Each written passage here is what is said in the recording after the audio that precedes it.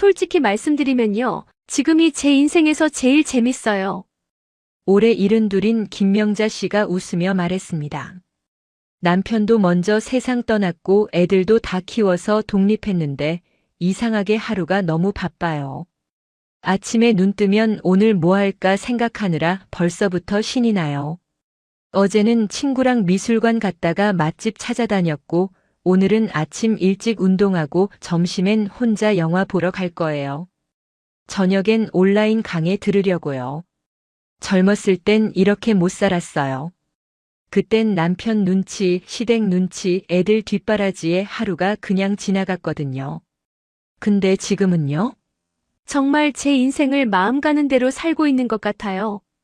그녀의 얼굴엔 주름이 있었지만 눈빛만큼은 수물처럼 반짝였습니다. 여러분은 어떠신가요? 혹시 요즘 사는 게 좀 재미없으신가요? 아침에 눈 떠도 별로 할 일이 없고 하루가 그냥 지루하게 흘러가고 이렇게 조용히 시간만 보내다 가는 건가 싶으신가요? 그렇다면 오늘 이 시간 꼭 집중해 주세요. 오늘 제가 들려드릴 이야기는 노년을 정말 신나고 재미있게 사는 비결에 관한 겁니다. 지금부터 끝까지 들으시면 혼자여도 더 신나게, 더 자유롭게 사는 노년의 행복한 비밀 5가지를 알게 되실 거예요. 이 5가지만 기억하시고 실천하시면 여러분의 노년도 충분히 즐겁고 활기차게 바뀔 수 있습니다. 그러니 중간에 딴 생각 마시고 메모 준비하시고 끝까지 함께 가보시죠. 여러분도 꼭 재미있고 신나는 노년을 사실 수 있으니까요. 자, 그럼 지금부터 본격적으로 노년을 신나게 사는 첫 번째 비결을 알려드리겠습니다. 젊을 때는 못했던 것들이 얼마나 많았습니까? 하고 싶은 말도 참고, 가고 싶은 곳도 미루고, 입고 싶은 옷도 포기하고, 먹고 싶은 음식도 양보하며 살았습니다. 남편 입맛에 맞춰야 했고, 시댁 분위기를 살펴야 했고, 자식들 교육비를 위해 내 것은 아껴야 했습니다. 친구들이 여행 가자고 해도 집안일이 있어서 남편이 혼자 밥 먹기 싫어해서 손주 봐야 해서 라며 번번이 거절했습니다. 그렇게 수십 년을 남을 위해 살다 보니 정작 내가 뭘 좋아하는지, 내가 뭘 하고 싶은지도 잊고 살았습니다. 그런데 이제는 다릅니다. 첫 번째 비결, 바로 눈치 보지 않고 내가 원하는 대로 사는 것입니다. 아침에 일어나서 늦잠을 자도 뭐라 할 사람이 없습니다. 점심을 거르고 간식만 먹어도 괜찮습니다. 혼자 영화 보러 가고 싶으면 그냥 가면 됩니다. 친구가 갑자기 오늘 뭐 해? 하고 물으면 그래, 놀자 하고 나가면 그만입니다. 하기 싫은 모임은 거절해도 되고, 가기 싫은 곳은 안 가도 되고, 만나기 싫은 사람은 만나지 않아도 됩니다. 이게 바로 노년의 특권입니다. 의무가 사라진 자리에 자유가 들어온 것입니다. 박순희 씨는 71살에 처음으로 혼자 살게 됐습니다. 남편이 3년 전에 세상을 떠난 뒤 그녀는 52평짜리 집에서 딸과 사위, 손주와 함께 살았습니다. 집은 컸지만 마음은 점점 작아졌습니다. 큰 집에서 살면 외롭지 않을 거라고 생각했는데 오히려 더 외로웠습니다. 거실에 나가도 조용히 있어야 했고 부엌에서 밥을 하려 해도 엄마 우리가 할게요 하는 말에 물러나야 했습니다. 손주가 공부한다고 하면 TV도 작은 소리로 봐야 했고 밤늦게 화장실 가는 것도 조심스러웠습니다. 나는 이 집에서 손님 같아. 그녀는 그렇게 생각했습니다. 딸은 효녀였고 사위도 좋은 사람이었지만 그럼에도 불구하고 박순희 씨는 자꾸 작아지는 자신을 느꼈습니다. 말수가 줄었고 웃음이 줄었고 바깥 출입도 줄었습니다. 그러던 어느 날 그녀는 결심했습니다. 내 집을 가져야겠다. 딸은 놀라며 반대했습니다. 엄마 왜요? 우리가 뭘 잘못했어요? 박순희 씨는 웃으며 말했습니다. 잘못한 게 아니야. 엄마가 내 인생을 살고 싶어서 그래. 그렇게 그녀는 14평짜리 작은 아파트로 이사했습니다. 처음엔 딸도 친척들도 걱정했습니다. 혼자 사시면 외로우실 텐데. 만약에 뭐 아프시기라도 하면 어떡해요? 하지만 박순희 씨의 인생은 그때부터 완전히 달라졌습니다. 집이 작아지자 청소할 때가 줄었고, 청소할 때가 줄어서 시간이 남았고, 시간이 남으니 밖으로 나가기 시작했습니다. 아침에 운동복을 입고 동네 한 바퀴 돌고 근처 경로당에서 친구들을 만나고 도서관에 가서 책도 읽고 문화센터에서 하는 노래교실도 다니기 시작했습니다. 가장 큰 변화는 그녀의 표정이었습니다. 큰 집에 살 때는 늘 조심스럽고 말이 없던 그녀가 작은 집에 혼자 살면서부터는 매일 웃었습니다. 친구가 전화하면 오늘 뭐 할까? 하며 신나게 약속을 잡았고 혼자서도 맛집을 찾아다니고 영화관에 가고 카페에 앉아 사람 구경을 하며 시간을 보냈습니다. 집이 작아지니까 인생이 커졌어요. 박순희 씨의 말입니다. 52평에 살 땐 제 방 안에만 있었는데 지금은 온 동네가 제 집 같아요. 여기저기 다니니까 아는 사람도 많아지고 매일 새로운 게 생겨요. 실제로 혼자 살면서 오히려 더 활기차게 사는 노인들이 많습니다. 혼자라는 것이 외로움의 조건이 아니라 자유의 조건이 될 수 있다는 걸 그들은 증명합니다. 아침에 눈을 뜨면 오늘 하루를 어떻게 보낼지 전부 자기가 정합니다. 누구 눈치 볼 필요 없이 아침을 거르든 브런치를 먹든 집에만 있든 밖으로 나가든 모든 게 자기 선택입니다. 이런 자유가 주는 기쁨은 생각보다 큽니다.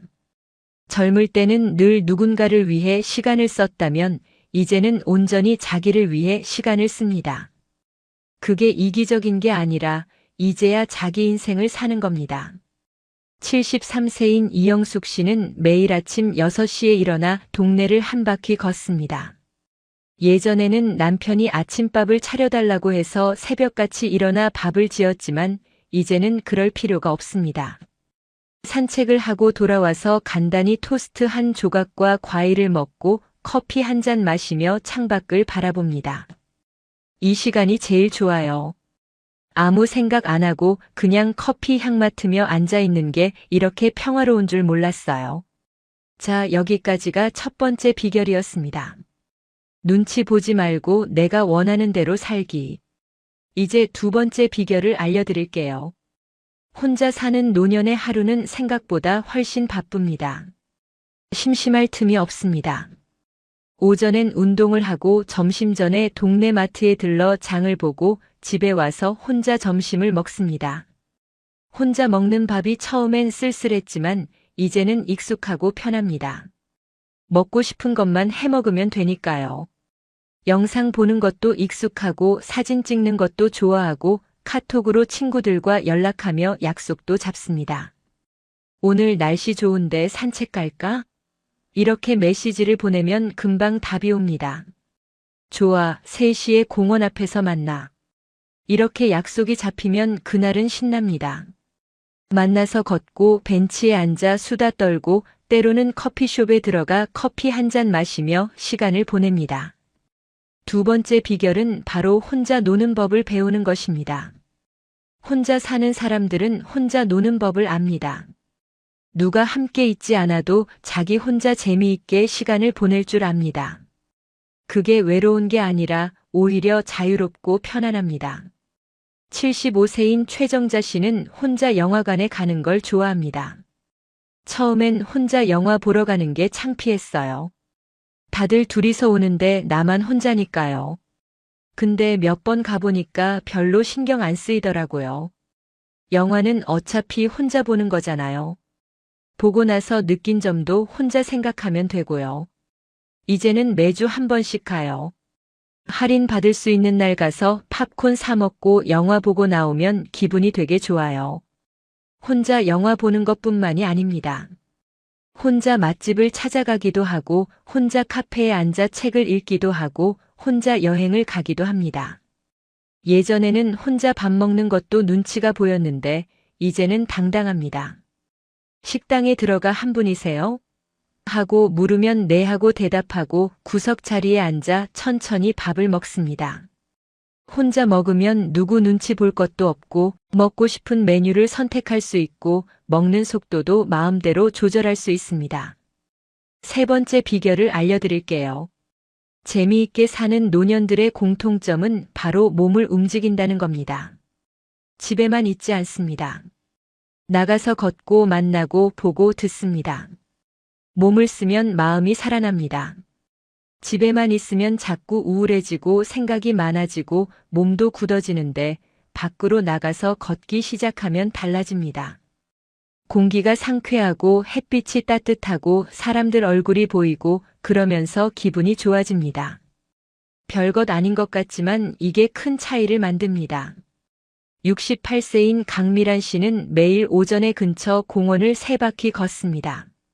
처음엔 귀찮았어요. 나가기 싫고 그냥 집에 있고 싶었어요. 근데 억지로라도 나가서 걷다 보니까 몸이 가벼워지고 기분도 좋아지더라고요. 이제는 안 나가면 뭔가 허전해요. 공원에 나가면 아는 사람들도 만나고 인사하고 간단히 이야기 나누고 그게 하루의 시작이에요. 이제 4번째 비결입니다.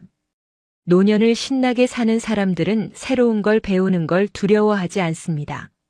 75세에 그림을 시작한 사람도 있고 70에 악기를 배우기 시작한 사람도 있습니다. 이 나이에 뭘 배워? 하는 말은 그들에게 통하지 않습니다. 오히려 이 나이니까 배우는 거지하고 당당하게 말합니다. 전문가가 되려는 게 아닙니다. 그냥 재미있어서 신기해서 하고 싶어서 배웁니다. 73세인 김옥분 씨는 2년 전부터 수채화를 배우기 시작했습니다. 평생 그림은 한 번도 그려본 적이 없어요. 학교 다닐 때도 미술 시간이 제일 싫었고요. 근데 어느 날 문화센터 앞을 지나가다가 수채화 수업 포스터를 봤는데 그림이 너무 예뻐 보이는 거예요. 그래서 그냥 등록했어요. 처음엔 붓도 제대로 못 잡았어요. 근데 선생님이 친절하게 가르쳐 주시고 같이 배우는 사람들도 다 비슷한 수준이니까 부담이 없었어요. 지금은 일주일에 한 번씩 수업 가는 날이 제일 기다려져요. 그림 그리는 2시간 동안은 다른 생각이 하나도 안 나요.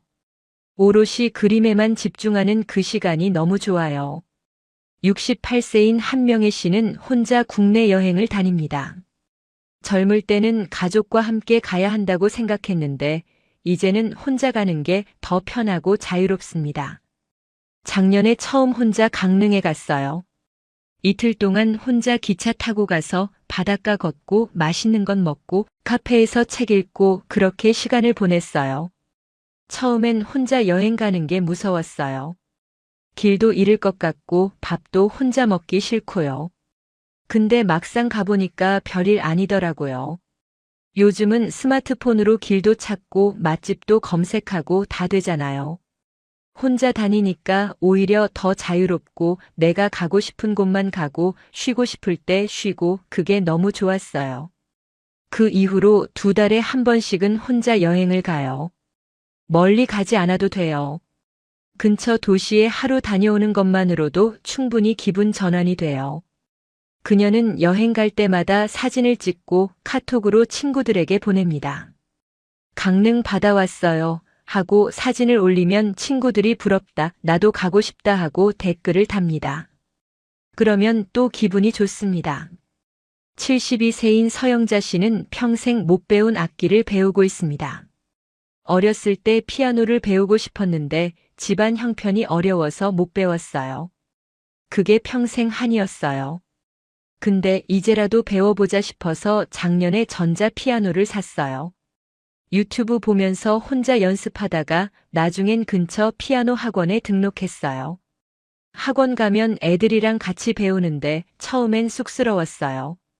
할머니가 피아노 배우러 왔다고 애들이 신기하게 쳐다보더라고요.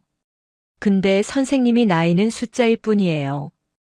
배우고 싶으면 배우는 거예요 하고 격려해 주셔서 용기가 났어요. 이제 간단한 동요 정도는 칠 수 있어요. 자, 마지막 5번째 비결을 말씀드릴게요. 이것만 기억하셔도 노년이 달라집니다. 바로 비교하지 않는 것입니다. 남들과 비교하지 말고 내 속도로, 내 방식으로 사는 것입니다. 사람 수가 많은 게 중요한 게 아니라 웃음 횟수가 중요하다는 걸 아는 것입니다. 100명을 아는 것보다 한 명이라도 진심으로 웃을 수 있는 친구가 있는 게 낫습니다. 매일 만날 필요도 없습니다. 한 달에 한두 번 만나서 신나게 수다 떨고 맛있는 거 먹고 그것만으로도 충분합니다. 돈보다 기분 좋은 하루가 더 값지다는 걸 아는 것입니다.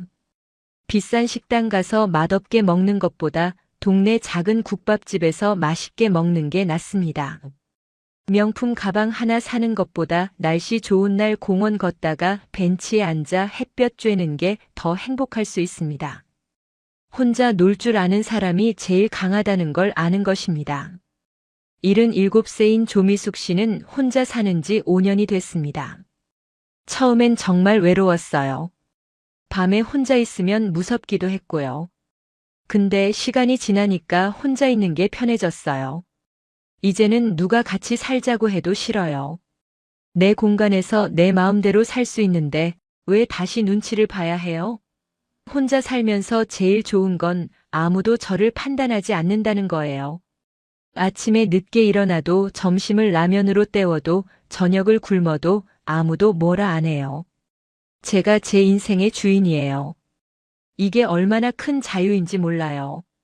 그녀는 최근 스마트폰으로 사진 찍는 재미에 빠졌습니다. 동네 걷다가 예쁜 꽃 보면 사진 찍고, 하늘이 예쁘면 사진 찍고, 카페 가서 커피 나왔을 때도 사진 찍어요. 그걸 카톡 프로필에 올리면 친구들이 좋아요 눌러줘요. 그것만으로도 기분 좋아요. 누구한테 보여주려고 찍는 게 아니라 그냥 이 순간이 예뻐서 남기는 거예요. 나중에 사진 보면서 아, 이때 날씨 좋았지, 이때 기분 좋았지 하고 추억하는 재미도 있고요. 69세인 배순자 씨는 매일 아침 일기를 씁니다. 어제 뭐 했는지, 오늘 뭐 할 건지 간단하게 몇 줄씩 써요. 예전엔 일기 쓰는 게 숙제 같고 귀찮았는데 이제는 습관이 됐어요. 쓰다 보면 어제 있었던 좋은 일들이 떠올라요. 별거 아닌 것들이에요.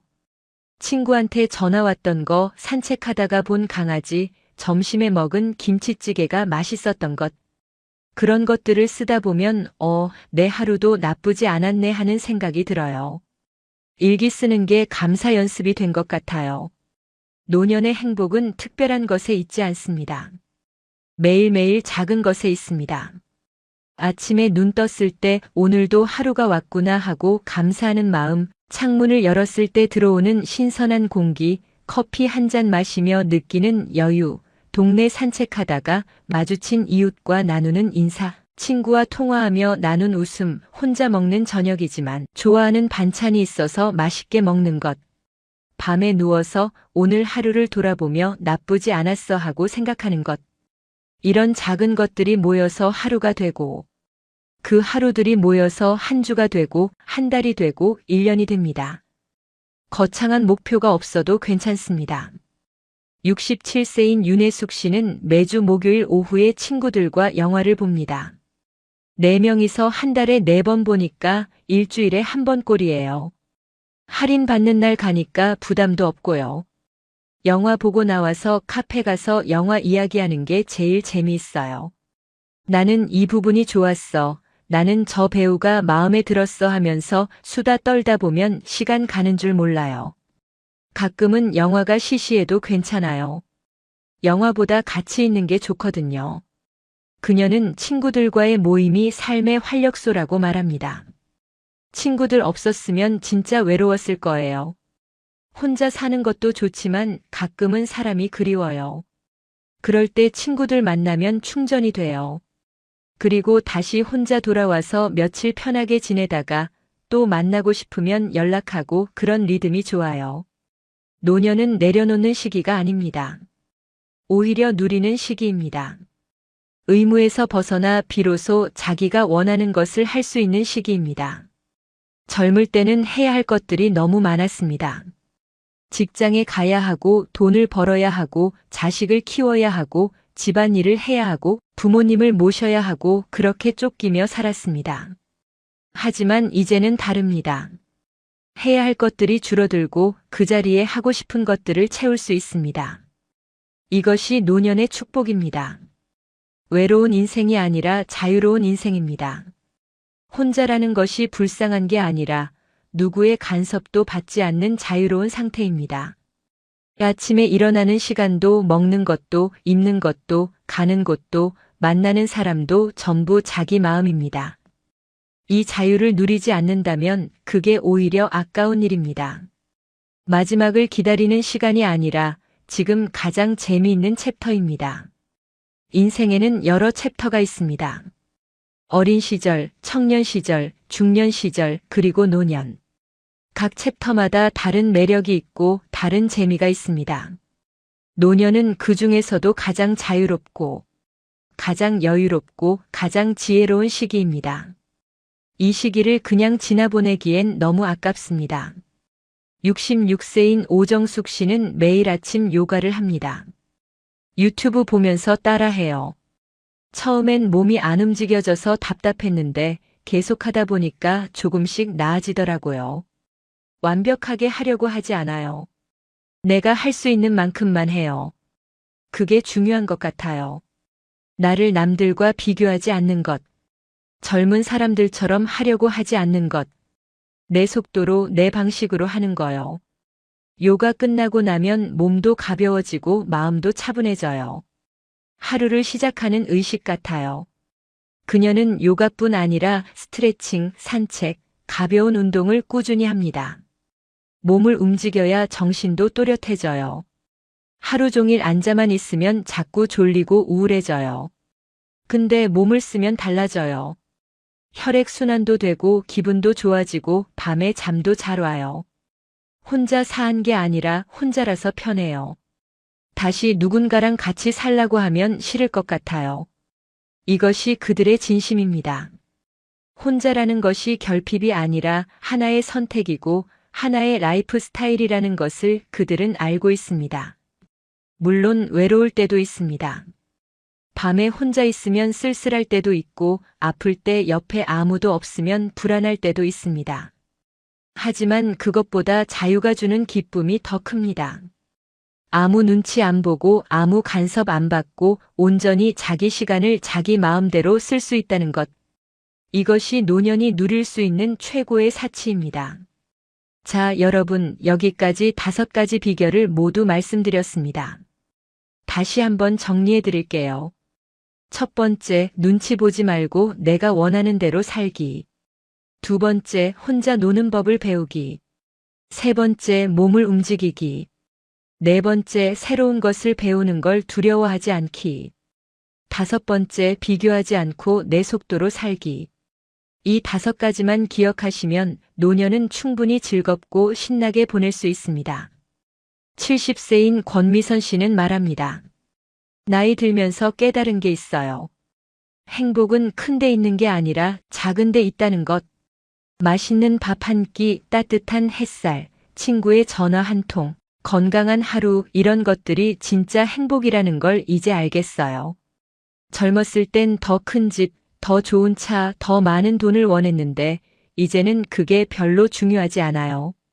오늘 하루 기분 좋게 살았는지 웃었는지, 누군가와 따뜻한 이야기를 나눴는지 그게 중요해요.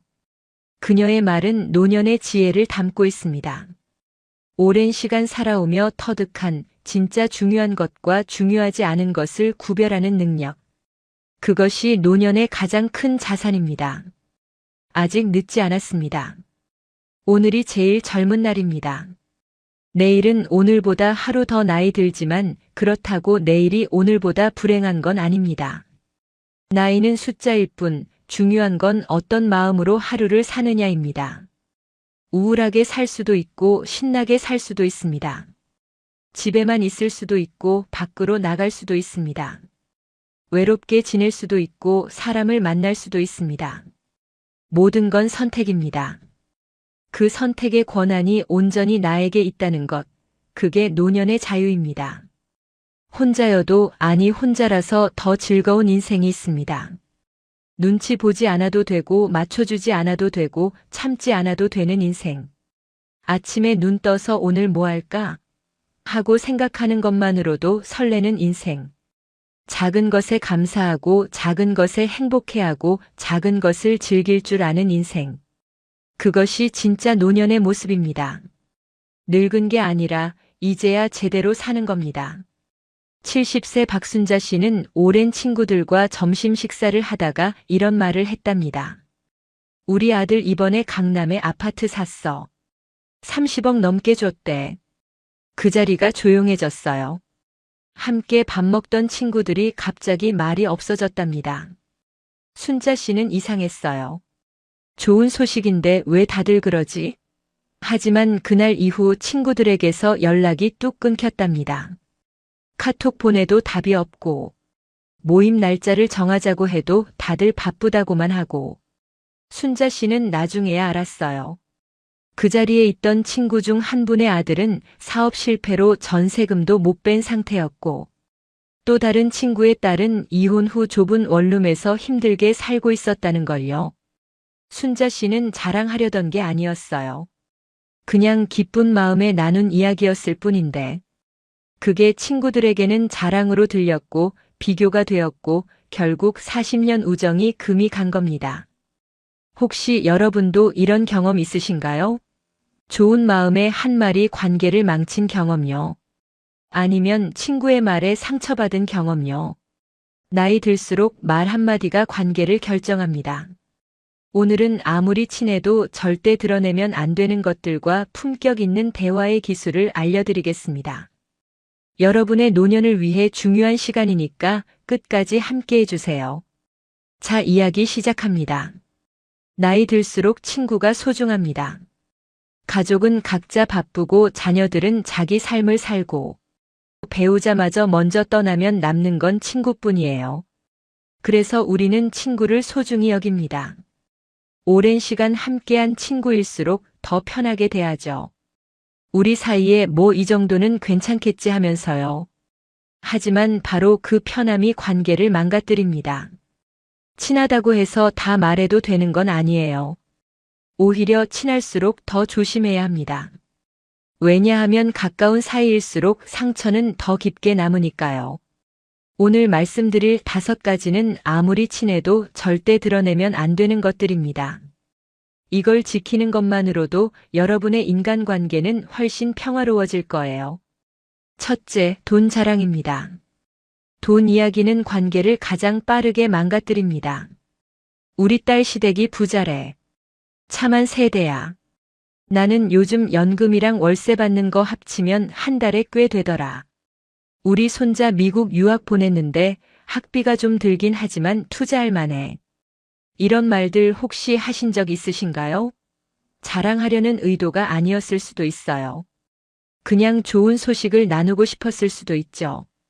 하지만 듣는 사람은 다르게 받아들입니다. 특히 그 사람의 형편이 어렵다면 여러분의 말은 자랑으로 들립니다. 비교가 되고 초라해지고 질투가 생깁니다. 그리고 관계는 서서히 멀어지기 시작해요.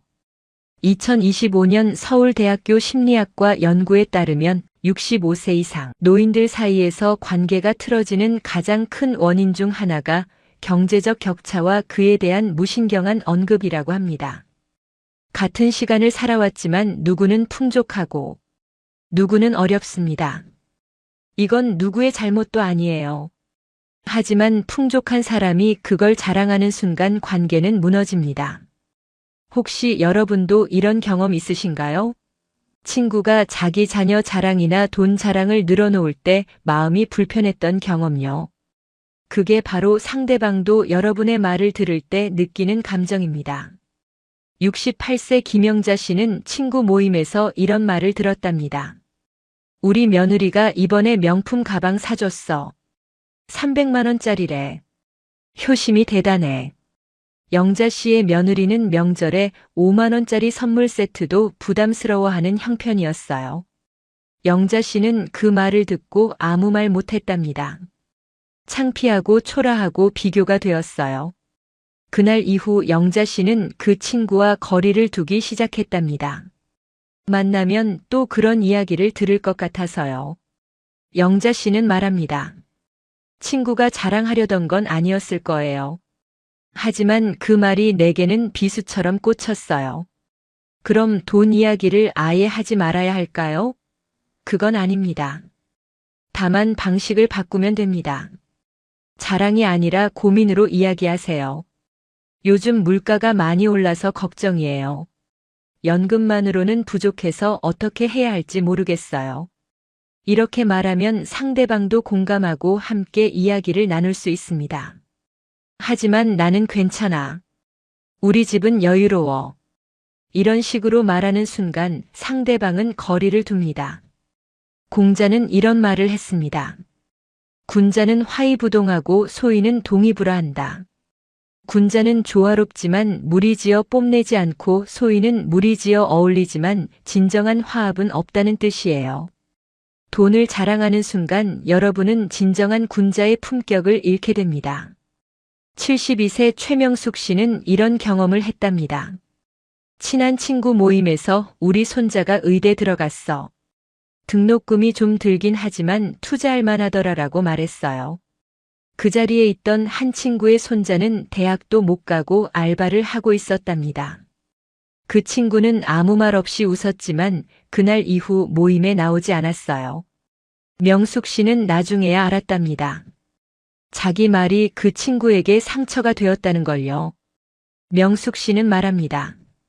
나는 정말 자랑하려던 게 아니었어요. 그냥 좋은 소식을 나누고 싶었을 뿐인데. 하지만 그게 친구에게 상처가 될 줄 몰랐어요. 그 일 이후로 돈 이야기는 절대 하지 않기로 했어요. 둘째, 친구를 영업 대상으로 대하는 태도입니다. 요즘 시니어들 사이에서 이런 일이 많아졌습니다. 보험 판매, 건강식품 판매, 다단계 사업, 투자 권유 이런 것들이요. 67세 이정숙 씨는 이런 경험을 했답니다. 20년 지기 친구에게서 오랜만에 전화가 왔어요. 정수가 오랜만이다. 요즘 어떻게 지내? 반가워서 한참 이야기를 나누는데 갑자기 친구가 말하더래요. 있잖아, 내가 요즘 건강식품 판매하는데 정말 좋더라. 너도 한번 먹어봐. 나한테서 사면 할인해 줄게. 정숙 씨는 그 순간 마음이 식었답니다. 나를 친구로 본 게 아니라 고객으로 본 거구나 하는 생각이 들었대요. 정숙 씨는 생각해 볼게라고 했지만 그 이후로 친구의 전화를 받지 않았답니다. 정숙 씨는 말합니다. 우리 관계가 이 정도였나 싶어서 너무 실망했어요. 혹시 여러분도 이런 전화를 받아본 적 있으신가요? 오랜만에 친구한테 연락이 왔는데 결국 뭔가를 팔려는 거였던 경험이요. 그때 기분이 어떠셨어요? 실망스러웠죠? 상대방도 마찬가지입니다. 여러분이 친구에게 뭔가를 팔려고 하는 순간 그 친구는 실망합니다. 우리 관계가 이 정도였나? 하면서요. 물론 생계를 위해 영업을 하시는 분들도 있을 겁니다. 이해합니다. 하지만 친구는 마지막까지 남겨두세요. 친구에게까지 영업을 하기 시작하면 결국 친구도 고객도 모두 잃게 됩니다. 71세 강순희 씨는 이런 경험을 했답니다. 보험 설계사로 일하시는데 실적이 필요했어요. 그래서 친한 친구들에게 전화를 돌렸답니다. 이번에 좋은 상품이 나왔는데 한번 가입해봐. 나 좀 도와줘. 처음에는 몇 명이 도와줬어요. 하지만 그 이후로 친구들이 연락을 피하기 시작했답니다. 전화해도 안 받고 모임에도 나오지 않고. 순희 씨는 그제야 깨달았답니다. 내가 친구들을 잃었구나. 순희 씨는 말합니다. 실적은 다시 만들 수 있지만 친구는 다시 만들 수 없어요. 그걸 너무 늦게 깨달았어요. 만약 정말로 여러분이 하는 일을 친구에게 소개하고 싶다면 방법을 바꾸세요. 권유가 아니라 정보 제공으로요. 요즘 내가 이런 일을 하고 있어. 혹시 관심 있으면 언제든 말해. 하지만 부담 갖지 마. 이렇게 말하고 그 이후로는 절대 다시 언급하지 마세요. 친구가 관심 있으면 먼저 물어볼 겁니다. 관심 없으면 그냥 넘어가는 거예요. 그게 관계를 지키는 방법입니다. 칸트는 말했습니다. 인간은 수단이 아니라 목적이어야 한다. 친구를 돈을 벌기 위한 수단으로 대하는 순간 여러분은 친구를 잃게 됩니다. 셋째, 돈을 거절할 때 정색하는 태도입니다. 69세 윤미자 씨는 이런 경험을 했답니다. 친한 친구가 급하게 돈이 필요하다며 300만 원을 빌려달라고 했어요. 미자 씨도 여유가 없었답니다. 그래서 이렇게 말했대요. 안 돼. 나도 여유 없어. 나도 형편 어려워. 정색하며 단칼에 거절했답니다. 친구는 그래 알았어라고 하고 전화를 끊었는데 그 이후로 연락이 끊겼어요. 미자 씨는 나중에야 후회했답니다. 돈을 못 빌려준 건 어쩔 수 없었지만 그렇게 차갑게 말할 필요는 없었는데. 미자 씨는 말합니다. 거절하더라도 따뜻하게 거절할 걸 그랬어요. 혹시 여러분도 이런 경험 있으신가요? 친구에게 돈을 빌려달라고 했는데 정색하며 거절당한 경험요. 그때 기분이 어떠셨어요? 돈을 못 빌린 것보다 그 태도에 더 상처받으셨죠? 거절은 할 수 있습니다. 하지만 태도는 따뜻해야 합니다. 정말 미안해.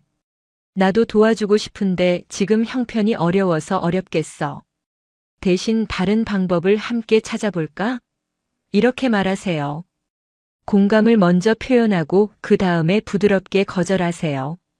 그러면 상대방도 이해합니다.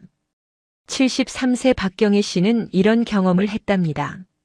친한 친구가 급하게 돈이 필요하다며 500만 원을 빌려달라고 했어요. 경희 씨도 여유가 없었답니다. 하지만 경희 씨는 정색하며 거절하지 않았어요. 대신 이렇게 말했답니다. 정말 미안해. 나도 요즘 병원비 때문에 여유가 없어서 500만 원은 어려울 것 같아. 하지만 100만 원 정도는 도와줄 수 있어. 그걸로 일단 급한 불은 끄고 나머지는 다른 방법을 찾아보자. 친구는 고마워하며 100만 원을 받았고 나중에 꼭 갚았답니다.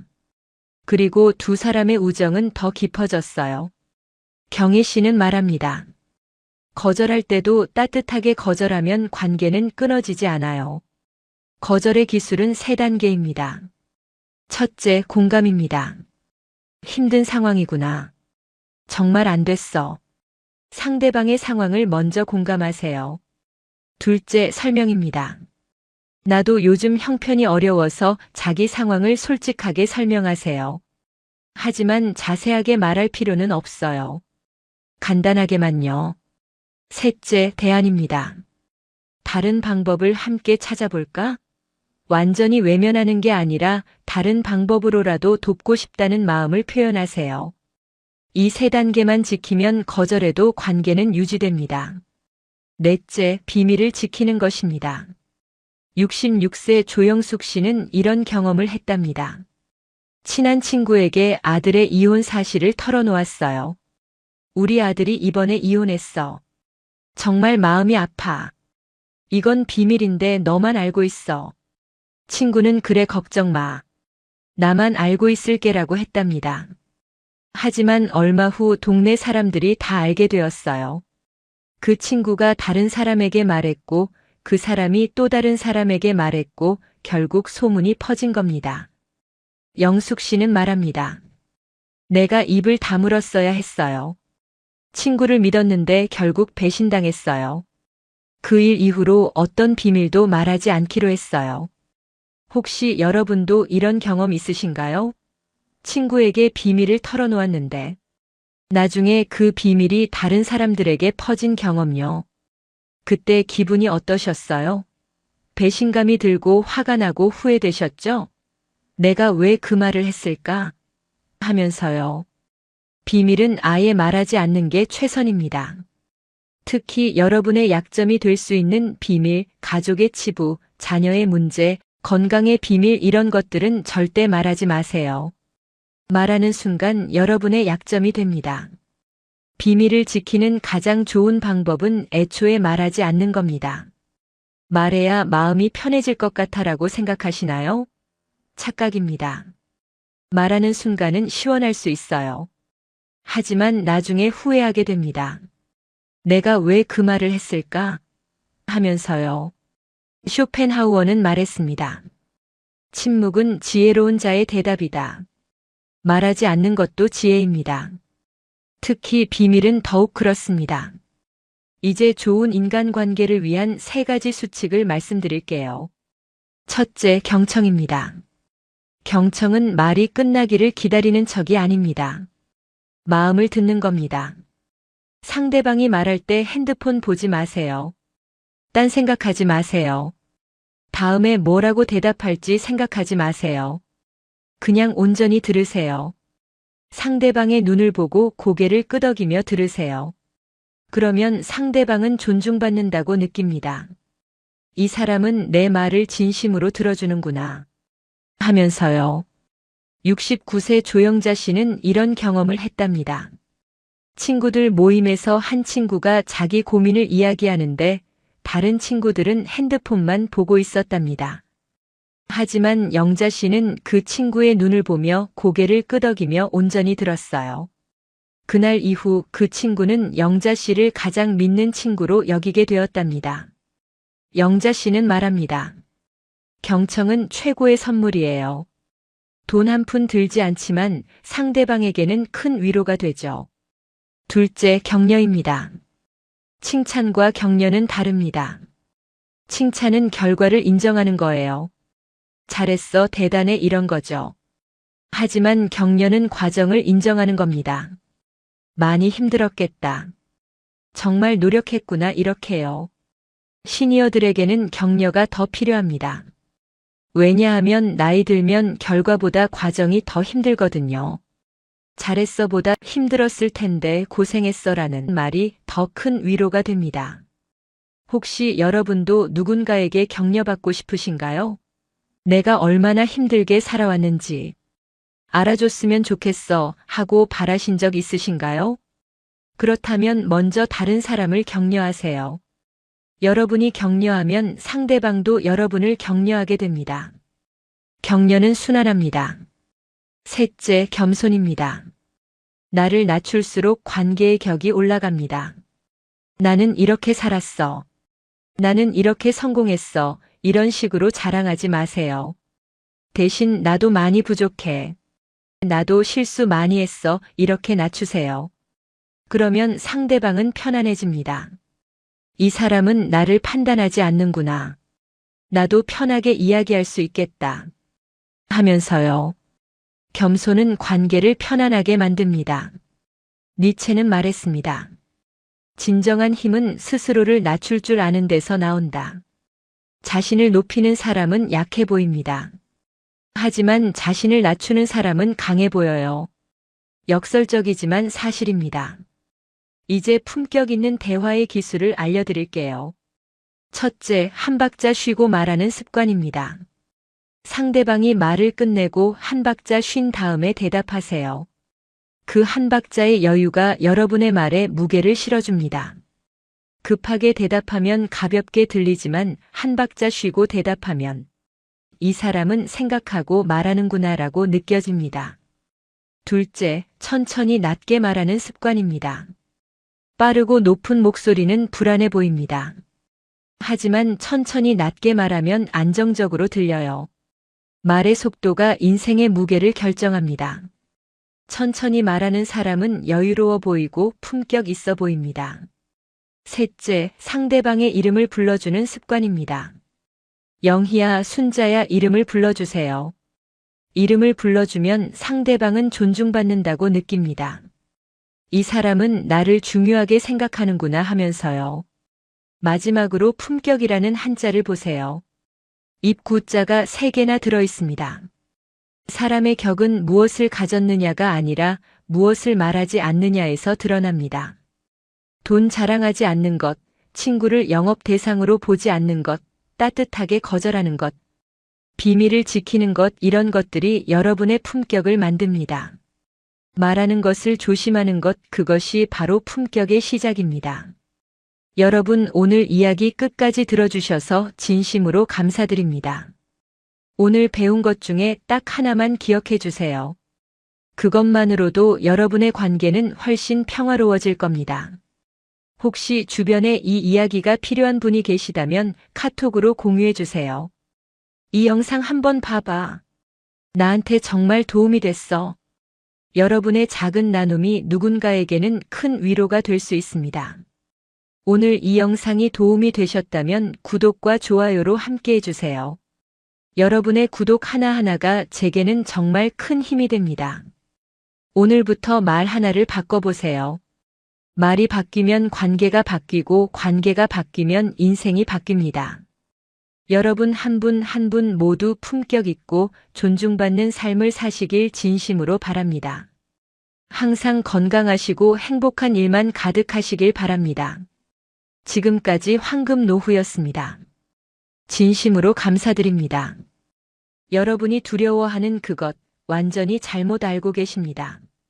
나이 들면 혼자 되면 어떡하지? 걱정 마세요. 친구 한 명도 없으면 외로워 죽을 것 같은데? 아닙니다. 혼자 사는 게 가장 무서운 거 아니야? 완전히 반대입니다. 오늘 제가 92세 선배님의 이야기를 들려드리겠습니다. 이분은 90년 넘게 사시면서 깨달은 인생의 진리를 60대 후배들에게 이렇게 말씀하셨습니다. 나이가 들면 친구는 한 명 있어도 충분하다. 아니, 없어도 괜찮다. 충격적이지 않습니까? 오늘 이 영상을 끝까지 들으시면 딱 3가지가 달라집니다. 첫째, 92세 선배가 90년 인생을 살며 깨달은 관계의 진실을 알게 되실 거예요. 둘째, 친구 없이도 외롭지 않고 오히려 평화롭게 사는 구체적인 방법 5가지를 알려드립니다. 셋째, 혼자에 대한 두려움이 완전히 사라지고 오히려 기대가 되실 겁니다. 실제로 이 깨달음을 얻으신 분들은 한결같이 이제야 진짜 자유로워졌어요. 혼자인데 전혀 외롭지 않아요. 왜 진작 이렇게 안 살았을까 후회돼요 라고 말씀하세요. 혹시 지금 친구가 하나둘씩 떠나가고 계신가요? 연락하는 사람이 점점 줄어들고 계신가요? 그래서 불안하신가요? 30분 후면 그게 전혀 불행이 아니라는 걸 아실 겁니다. 오히려 그게 인생이 완성되어가는 자연스러운 과정이라는 걸 알게 되실 거예요. 끝까지 함께 해주세요. 김영자 할머니 92세입니다. 이분은 지금 혼자 삽니다. 남편은 15년 전에 먼저 가셨고 자식 둘은 미국에 삽니다. 1년에 한 번 올까 말까 합니다. 친구도 없습니다. 아니, 정확히 말하면 다 돌아가셨습니다. 젊을 때 친구들은 70대에 다 가셨고 나중에 사귄 친구들도 80대 초반에 하나둘 세상을 떠났습니다. 지금 김할머니 또래로 살아있는 사람은 거의 없습니다. 여러분이 보시기에 이분은 외로워 보이실 겁니다. 불쌍해 보이실 수도 있습니다. 혼자 살고 친구도 없고 자식도 멀리 있으니까요. 그런데 놀라운 사실이 있습니다. 이분은 지금이 인생에서 가장 평화롭다고 말씀하십니다. 가장 자유롭다고 하십니다. 가장 행복하다고 하십니다. 어떻게 그럴 수 있을까요? 김할머니를 처음 만난 건 작년 가을이었습니다. 복지관에서 우연히 뵙게 됐는데 그분의 얼굴이 너무나 평온해 보였습니다. 92세라는 나이가 믿기지 않을 정도로 눈빛이 맑았어요. 제가 물었습니다. 할머니 혹시 외롭지 않으세요? 혼자 사시는데? 할머니는 빙그레 웃으시며 이렇게 말씀하셨습니다. 외로울 줄 알았지 나도. 근데 전혀 안 외로워. 오히려 편해. 60대, 70대 때가 더 외로웠어. 그 말이 충격적이었습니다. 60대, 70대 때는 친구도 많고 사람도 많이 만났을 텐데. 그때가 더 외로웠다니요? 할머니는 천천히 이야기를 풀어놓으셨습니다. 60대 때는 친구가 10명쯤 있었어. 매주 만나고 전화하고 그랬지. 근데 그때가 제일 힘들었어. 만나면 자식 자랑이 시작되고 손주 자랑이 나오고 며느리 이야기가 나오고. 나는 그냥 듣기만 했어. 내 자식들은 멀리 있고 손주도 1년에 한 번 보는데 무슨 자랑을 해. 그래서 그냥 웃으면서 듣기만 했지. 근데 집에 오면 마음이 무거웠어. 나만 뭔가 부족한 것 같고 나만 불행한 것 같고. 친구 만나고 오면 더 외로웠어. 할머니는 70대가 되면서 친구들이 하나둘 떠나기 시작했답니다. 어떤 분은 병으로 돌아가시고, 어떤 분은 요양원에 가시고, 어떤 분은 자식 따라 이사를 가시고, 그렇게 하나둘 줄어들기 시작했어요. 처음엔 슬펐답니다. 내 친구들이 다 떠나가는구나 하면서 울기도 했다고요. 75세 때 제일 친했던 친구가 돌아가셨을 때는 정말 많이 울었답니다. 이제 나는 누구랑 이야기하지? 하면서요. 그런데 시간이 지나면서 이상한 걸 깨달았답니다. 친구가 줄어드는데 외롭지 않았어요. 오히려 마음이 편해졌습니다. 더 이상 자식 자랑 들을 필요 없고, 손주 자랑 들을 필요 없고, 건강 자랑 들을 필요 없고, 괜히 좋은 척 할 필요 없고, 그냥 혼자 편하게 있으니까 좋더랍니다. 80세가 되니까 친구가 2명 남았답니다.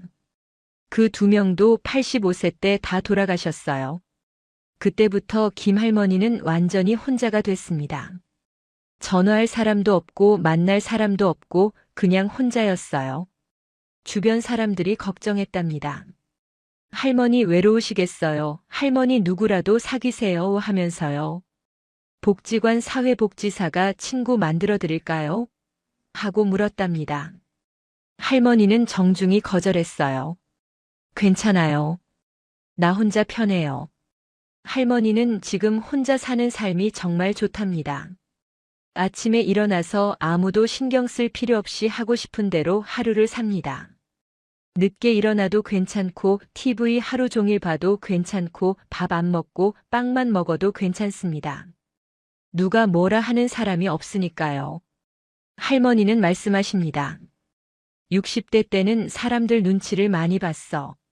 친구들한테 잘 보여야 하고 모임에도 빠지면 안 될 것 같고 전화도 자주 해야 할 것 같고. 그런데 이제는 그럴 필요가 없어. 아무도 없으니까. 그게 얼마나 자유로운지 몰라. 할머니는 하루를 이렇게 보냅니다. 아침에 일어나서 커피 한 잔 마시면서 창밖을 봅니다.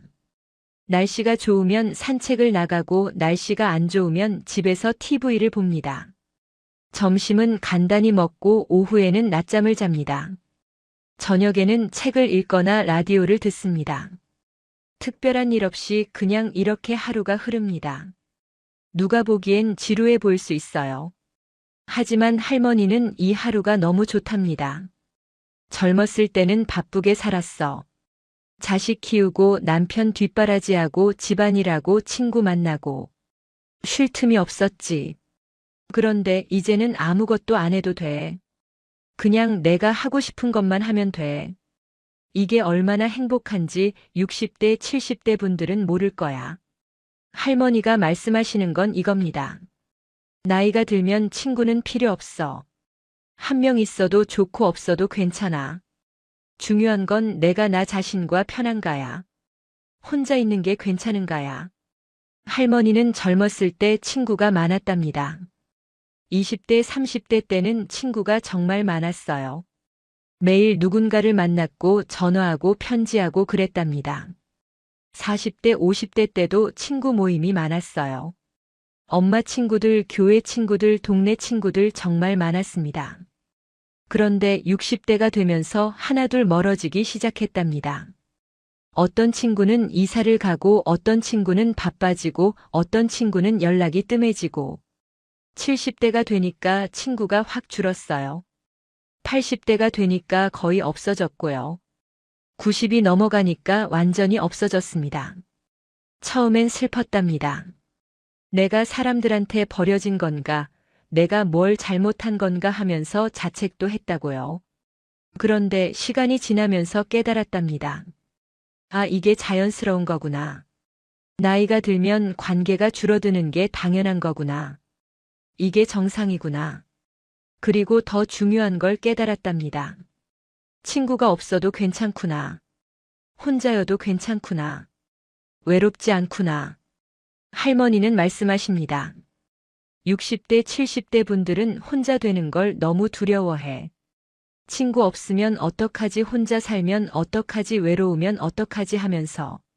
근데 그건 겪어보지 않아서 그래. 막상 혼자가 되면 전혀 안 외로워. 오히려 편해. 나는 지금 90이 넘어서 혼자인데 60대, 70대 때보다 훨씬 행복해. 할머니가 왜 외롭지 않을까요? 첫째, 할머니는 혼자 있는 시간을 즐길 줄 아십니다. 혼자 있는 걸 견디는 게 아니라 즐기는 겁니다. 아침에 커피 한 잔 마시면서 창밖을 보는 그 시간이 좋고, 낮잠 자고 일어나서 늘어지게 있는 그 시간이 좋고, 저녁에 라디오 들으면서 멍하니 있는 그 시간이 좋답니다. 이건 누가 가르쳐 주는 게 아닙니다. 혼자 있는 시간이 많아지면서 자연스럽게 배우게 되는 겁니다. 둘째, 할머니는 타인의 시선을 신경 쓰지 않으십니다. 60대, 70대 때는 남들이 뭐라고 할까봐 걱정이 많았답니다. 혼자 밥 먹는다고 사람들이 날 불쌍하게 볼까, 친구 없다고 사람들이 날 이상하게 볼까 하면서요. 그런데 90이 넘어가니까 그런 게 전혀 중요하지 않더랍니다. 남들이 뭐라든 상관없어. 내가 편하면 그만이야. 이렇게 생각하게 됐답니다. 셋째, 할머니는 자신과의 관계가 편안하십니다. 이게 제일 중요합니다. 혼자 있을 때 자기 자신이 불편하면 외롭습니다. 자기 자신이 싫으면 외롭습니다. 자기 생각이 부정적이면 외롭습니다. 그런데 할머니는 자기 자신과 편하십니다. 혼자 있어도 자기 자신이 좋고 자기 생각이 편하고 자기 하루가 만족스럽답니다. 그러니까 외로울 이유가 없는 겁니다. 할머니는 말씀하십니다. 외로움은 사람이 없어서 오는 게 아니야. 나 자신이 불편해서 오는 거야. 나 자신을 싫어해서 오는 거야. 나는 지금 나 자신이 편해. 그래서 외롭지 않아. 넷째, 할머니는 기대를 내려놓으셨습니다. 60대, 70대 때는 기대가 많았답니다. 친구가 나를 챙겨줬으면, 자식이 자주 연락했으면, 손주가 할머니를 좋아했으면 하는 기대들이요. 그런데 그 기대가 충족되지 않으면 서운하고 속상하고 외로웠답니다. 그런데 90이 넘어가니까 기대가 사라졌어요. 친구가 연락 안 해도 괜찮아, 자식이 안 와도 괜찮아, 손주가 나를 몰라도 괜찮아. 기대가 없으니까 실망도 없고 실망이 없으니까 외롭지 않습니다. 다섯째, 할머니는 하루하루를 살아계십니다. 60대, 70대 때는 미래를 많이 걱정했답니다. 10년 후에 나는 어떻게 될까, 혼자 늙어가면 어떡하지, 아프면 누가 돌봐주지 하면서요. 그런데 90이 넘어가니까 미래가 없더랍니다. 아니, 미래를 생각할 필요가 없더랍니다. 그냥 오늘만 생각하게 됐어요. 오늘 하루 잘 보내면 돼. 내일은 내일 일이고. 이렇게 생각하니까 마음이 편해졌답니다. 할머니는 60대, 70대 후배들에게 이렇게 말씀하십니다. 지금 친구 줄어드는 거 걱정하지 마세요. 그게 자연스러운 거예요. 나이 들면 관계가 줄어드는 게 당연해요. 그리고 혼자 되는 거 두려워하지 마세요. 혼자도 괜찮아요. 외롭지 않아요. 오히려 편해요. 나는 90 넘어서 완전히 혼자인데 60대, 70대 때보다 훨씬 행복해요. 여러분도 그렇게 될 거예요. 할머니의 하루를 조금 더 자세히 들여다볼까요? 아침 7시에 일어나십니다. 늦게 일어나는 날도 있고 일찍 일어나는 날도 있는데 대충 7시쯤이랍니다. 일어나서 제일 먼저 하시는 게 창문을 여는 거예요. 창문 열고 바깥 공기를 쐬면서 오늘도 살아있구나 하고 감사하신답니다. 이게 할머니의 아침 의식입니다. 그리고 커피를 타십니다. 인스턴트 커피인데 할머니는 이게 좋으시답니다. 커피 한 잔 들고 창가에 앉아서 밖을 보십니다. 아침 햇살이 들어오고 사람들이 출근하는 모습이 보이고 새소리가 들립니다. 할머니는 이 시간이 하루 중 가장 좋으시답니다. 아무 생각 없이 그냥 멍하니 있는 거야. 그게 너무 좋아. 8시쯤 되면 아침을 먹습니다. 많이 먹지는 않으세요. 빵 하나나 죽 한 그릇 정도요. 90이 넘으니까 식욕이 많지 않답니다. 그런데 억지로 먹지 않으세요. 먹고 싶으면 먹고 안 먹고 싶으면 안 먹습니다. 누가 뭐라 할 사람이 없으니까요. 9시쯤 되면 TV를 켜십니다. 아침 드라마를 보시는데 내용은 잘 모르신답니다. 그냥 사람 소리 나는 게 좋아. 완전히 조용하면 그것도 이상하거든. 할머니는 TV를 친구 삼아 틀어놓으십니다. 11시쯤 되면 날씨를 보시고 나갈지 말지 결정하십니다. 날씨가 좋으면 산책을 나가세요. 아파트 단지를 한 바퀴 도는데 30분쯤 걸립니다. 천천히 걸으시면서 주변을 구경하십니다. 꽃도 보시고 나무도 보시고 사람들도 구경하십니다. 아는 사람을 만나면 인사하시고 모르는 사람이면 그냥 지나가십니다. 특별히 대화를 나누지는 않으세요. 인사만 해도 충분해.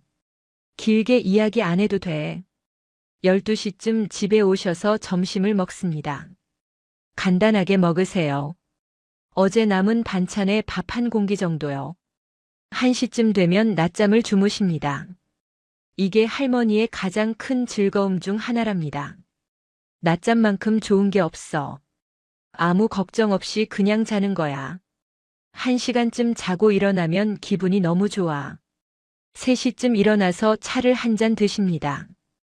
이때도 창가에 앉아서 밖을 보십니다. 오후 햇살이 참 좋으시답니다. 4시쯤 되면 라디오를 켜십니다. 할머니는 라디오를 정말 좋아하십니다. TV는 눈이 피곤한데 라디오는 편해. 그냥 듣기만 하면 되니까. 라디오 들으시면서 뭔가 하십니다. 빨래를 개시거나 설거지를 하시거나 그냥 가만히 앉아 계시거나요. 6시쯤 저녁을 먹습니다. 저녁도 간단하게 드세요. 혼자 사니까 차리기도 귀찮고 많이 먹지도 못하니까요. 7시쯤 되면 TV 뉴스를 보십니다. 세상 돌아가는 거 보시는 게 재미있으시답니다. 8시쯤 되면 책을 읽거나 라디오를 또 들으십니다. 9시쯤 되면 잠자리에 드십니다. 일찍 주무시는 편이에요. 이게 할머니의 하루입니다. 특별한 일 없이 평범하고 조용한 하루요. 누가 보면 지루해 보일 수 있습니다. 하지만 할머니는 이 하루가 너무 좋으시답니다. 60대, 70대 때는 이렇게 못 살았어. 누구 만나야 하고 뭐 해야 하고 바빴거든. 근데 이제는 아무것도 안 해도 돼. 그냥 내 마음대로 하루를 보내면 돼. 이게 진짜 자유야. 할머니는 일주일에 한 번 복지관에 가십니다. 화요일마다 가시는데 거기서 점심을 먹고 오십니다. 복지관에 가면 비슷한 나이대 분들이 계세요. 인사하고 밥 먹고 그냥 그렇게 지냅니다. 특별히 친구를 사귀지는 않으세요. 인사만 하면 돼. 굳이 친해지지 않아도 괜찮아. 나는 지금 이대로 편해. 할머니가 60대, 70대 후배들에게 하고 싶은 말씀이 있답니다. 첫째, 친구가 줄어들어도 괜찮습니다.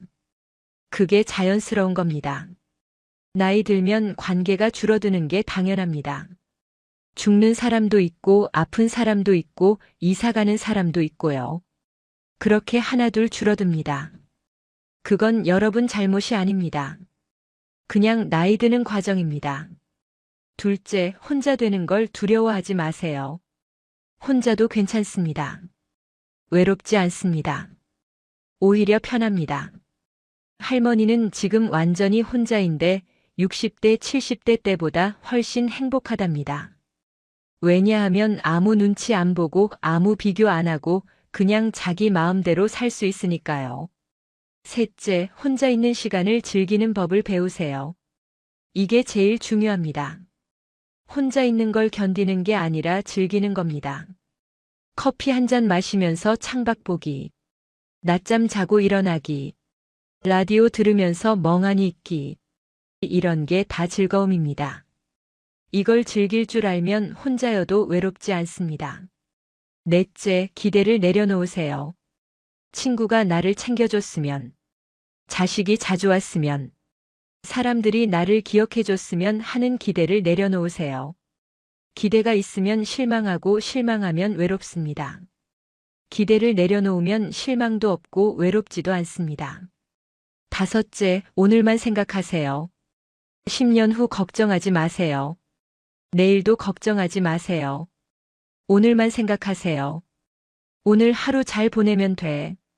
이렇게 생각하면 마음이 편해집니다. 독일의 철학자 쇼펜하우어는 이렇게 말했습니다. 혼자 있을 수 있는 능력은 위대한 정신의 표시다. 혼자 있을 수 있다는 건 자기 자신과 편안하다는 뜻입니다. 자기 생각이 괜찮고 자기 하루가 만족스럽고 자기 인생이 괜찮다는 뜻입니다. 이게 진짜 성숙입니다. 이게 진짜 완성된 인생입니다. 조선 후기 실학자 정약용 선생은 이런 말을 남겼습니다. 홀로 있어도 마음이 편안한 사람이 진정한 군자다. 혼자 있어도 마음이 편안하다는 건 자기 자신이 든든한 벗이 되었다는 뜻입니다. 더 이상 타인에게 의지하지 않아도 되고, 타인의 시선을 신경 쓰지 않아도 되고, 그냥 자기 자신으로 충분하다는 뜻입니다. 김영자 할머니는 92세입니다. 혼자 삽니다. 친구 없습니다. 자식은 멀리 있습니다. 그런데 외롭지 않습니다. 오히려 평화롭습니다. 오히려 행복합니다. 왜냐하면 할머니는 자기 자신과 편하시니까요. 혼자 있는 시간을 즐기시니까요. 기대를 내려놓으셨으니까요. 오늘만 사시니까요. 여러분도 그렇게 되실 겁니다. 지금은 친구 줄어드는 게 걱정되고 혼자 되는 게 두렵겠지만 시간이 지나면 알게 되실 겁니다. 아, 혼자도 괜찮구나. 외롭지 않구나. 오히려 편하구나. 92세 선배가 90년을 살면서 깨달은 진리입니다. 나이가 들면 친구는 한 명 있어도 충분합니다. 아니, 없어도 괜찮습니다. 중요한 건 친구가 몇 명이냐가 아니라 나 자신과 얼마나 편한가입니다. 혼자 있는 시간을 얼마나 즐기느냐입니다. 그게 전부입니다. 오늘 이야기가 여러분께 조금이나마 도움이 되셨다면 구독과 좋아요로 함께 해주세요. 그리고 혹시 주변에 이 이야기가 필요한 분이 계시다면 부담 없이 카톡으로 공유해 주시면 감사하겠습니다. 여러분 한 분 한 분이 보내주시는 작은 응원과 격려가 제게는 정말 큰 힘이 되고 더 좋은 영상을 만들 수 있는 원동력이 됩니다. 항상 건강하시고 행복한 일만 가득하시길 바랍니다. 지금까지 황금노후였습니다. 진심으로 감사드립니다. 여러분 솔직히 한번 생각해 보시겠습니까? 최근에 누가 나를 정말 행복하게 해준 적이 있으셨나요? 자식들, 친구들, 아무도 없었다고요? 괜찮습니다. 나는 가족이 있는데 왜 이렇게 외로울까? 아침에 눈을 뜨면 제일 먼저 핸드폰을 확인하게 되잖아요. 자식에게 연락이 왔나, 누가 나를 찾았나 하고요. 그런데 아무 연락이 없으면 괜히 마음 한구석이 서운해집니다. 평생 가족을 위해 살았어요. 남편 뒷바라지하고 자식 키우고 손주까지 돌봤습니다. 내 시간은 없었어요. 내가 뭘 좋아하는지도 잊고 살았죠. 그냥 그렇게 살아야 하나보다 하고 살았습니다. 그런데 지금 정작 나는 혼자입니다. 이상한 일이에요. 분명 가족은 있는데 더 외로워요. 혹시 이런 생각해 보셨나요? 이제는 내가 누구를 위해 사는 걸까? 그렇습니다. 오늘 이 이야기는 바로 여러분을 위한 이야기예요. 하지만 오늘 제가 하려는 이야기는 혼자 사는 분의 슬픈 이야기가 아닙니다. 오늘 이야기는 혼자 살아도 괜찮아지는 인생의 이야기예요. 아니, 어쩌면 혼자 사는 것이 축복이 될 수도 있는 인생의 이야기입니다. 오늘 제 이야기를 끝까지 들어주신다면 여러분의 마음속 무언가가 조금은 가벼워질 수 있을 거예요. 자, 그럼 시작하겠습니다. 제가 아는 분이 한 분 계십니다. 올해 72살 김혜자님이십니다. 애자 씨는 평생을 아내로, 엄마로, 며느리로 살아왔어요. 23세 시집을 갔습니다. 남편은 착한 사람이었지만 말수가 적었어요. 애자 씨의 마음을 자상하게 물어본 적은 없었습니다. 그래도 괜찮았어요. 그게 그 시대의 현실적인 결혼 생활이었으니까요. 아이 셋을 낳아 키웠습니다. 큰딸, 아들, 막내딸. 아침 5시에 일어나 밥을 짓고 도시락을 싸고 아이들 학교 보냈습니다. 시부모님 병원 모시고 저녁 장 보고 빨래하고 또 밥 짓고 그렇게 40년을 살았어요. 그 사이 제 자신이 뭘 좋아하는지 뭘 하고 싶은지는 한 번도 생각해 본 적이 없었습니다. 생각할 시간이 없었죠. 그러다 남편이 세상을 떠났어요. 68살 때였습니다. 장례를 치르고 사람들이 떠나고 집에 혼자 남았어요. 그때 처음 느꼈대요. 아, 나는 이제 혼자구나. 자식들은 모두 독립했습니다. 큰딸은 부산에, 아들은 수원에, 막내딸은 외국에 살고 있었어요. 가끔 전화가 왔습니다. 하지만 통화는 길지 않았어요. 엄마 잘 지내시죠?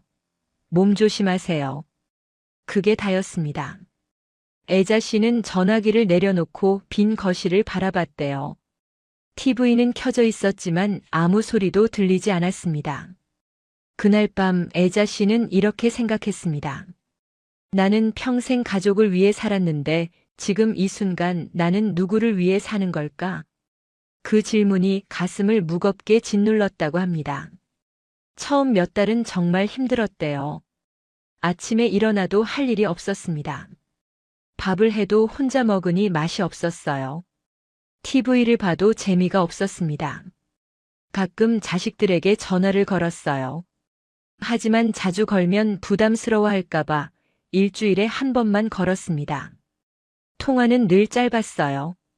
엄마 지금 바빠서 나중에 다시 전화할게요. 전화를 끊고 나면 더 외로웠대요. 애자 씨는 이렇게 생각했습니다.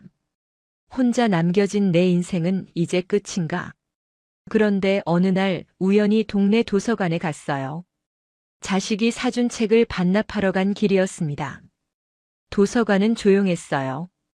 햇빛이 창문으로 들어와 책장을 비추고 있었습니다. 애자 씨는 책장 사이를 천천히 걸었어요. 그러다 한 권의 책을 꺼냈습니다. 제목은 기억나지 않지만 내용은 기억해요. 노년은 끝이 아니라 시작이다. 그 문장을 읽는 순간 애자 씨의 가슴 속에서 무언가가 뜨거운 느낌으로 움직였대요. 그래, 나는 아직 살아있잖아. 그날부터 애자 씨의 인생이 조금씩 달라지기 시작했습니다. 애자 씨는 작은 결심을 했어요. 이제 남은 인생만큼은 내가 결정하고 살고 싶다. 그 결심은 거창한 게 아니었습니다. 아주 작은 것부터 시작했어요. 첫째, 아침에 일어나는 시간을 스스로 정했습니다. 평생 5시에 일어났지만 이제는 6시에 일어나기로 했어요. 1시간이지만 그 1시간이 자유였습니다. 둘째, 밥을 간단하게 먹기로 했어요.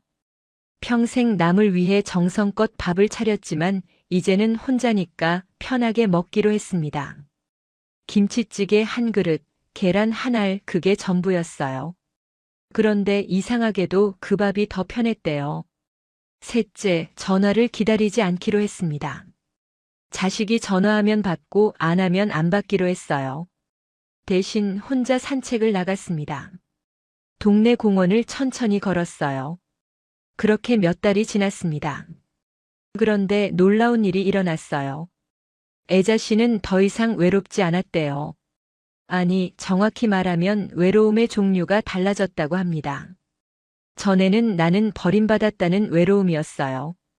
하지만 이제는 나는 혼자다는 외로움이었습니다. 그 둘은 완전히 달랐어요. 버림받은 건 상처입니다. 하지만 혼자인 건 선택이에요. 애자 씨는 깨달았습니다. 혼자 사는 건 실패가 아니구나. 이건 내가 선택한 삶이구나. 그 깨달음 이후 애자 씨의 하루가 달라졌어요. 여러분, 잠시 멈추고 솔직하게 생각해 보실래요? 혼자 산다는 것, 그게 정말 불행일까요? 우리는 평생 이렇게 배워왔습니다. 가족이 있어야 행복하다. 혼자 늙으면 불쌍하다. 자식이 없으면 외롭다. 하지만 저는 오늘 조금 다른 이야기를 하고 싶어요. 혼자 사는 노년이 오히려 축복일 수 있다는 이야기입니다. 지금부터 5가지 이유를 간단히 말씀드릴게요. 첫 번째, 누구 눈치도 안 보는 삶입니다. 애자 씨는 요즘 매일 아침 6시 반에 일어나요. 일어나서 창문을 엽니다. 아침 공기가 들어와요. 커피를 한 잔 내립니다. 그리고 창가에 앉아서 아무 생각 없이 커피를 마셔요. 아무도 재촉하지 않습니다. 아무도 밥은 언제 차려요? 하고 묻지 않아요. 평생 누군가의 시간표에 맞춰 살았지만 이제는 다릅니다. 아침에 일어나는 시간, 식사하는 시간, 잠드는 시간 모두 스스로 정해요. 작은 일입니다. 하지만 그 작은 일이 인생을 바꿔요. 설명하지 않아도 되는 하루, 눈치 보지 않아도 되는 시간, 그게 혼자 사는 삶의 첫 번째 축복입니다. 두 번째, 내 인생의 주도권을 되찾는 거예요. 애자 씨는 요즘 일주일에 2번 동네 문화센터에서 서예를 배웁니다. 평생 하고 싶었지만 시간이 없어서 못했던 일이에요. 무엇을 먹을지, 어디를 갈지, 누구를 만날지, 모든 게 이제 애자 씨가 정합니다. 별거 아닌 것 같지만 이게 가장 큰 자유예요. 세 번째, 인간관계의 평온입니다. 애자 씨는 이제 만나고 싶은 사람만 만나요. 사람을 덜 만나니까 오히려 외롭지 않대요. 상처받지 않으니까요. 잘못된 사람을 만나면 혼자 있을 때보다 더 외롭습니다. 혼자 있음과 고립은 달라요. 혼자 있는 건 선택이고 고립은 강요입니다. 불필요한 관계로부터 자유로워지는 것, 그게 마음을 평온하게 만들어요. 네 번째, 건강입니다. 미국의 한 대학 연구에 따르면 혼자 사는 노인이 가족과 사는 노인보다 건강 지표가 더 좋은 경우가 많았다고 해요. 왜일까요?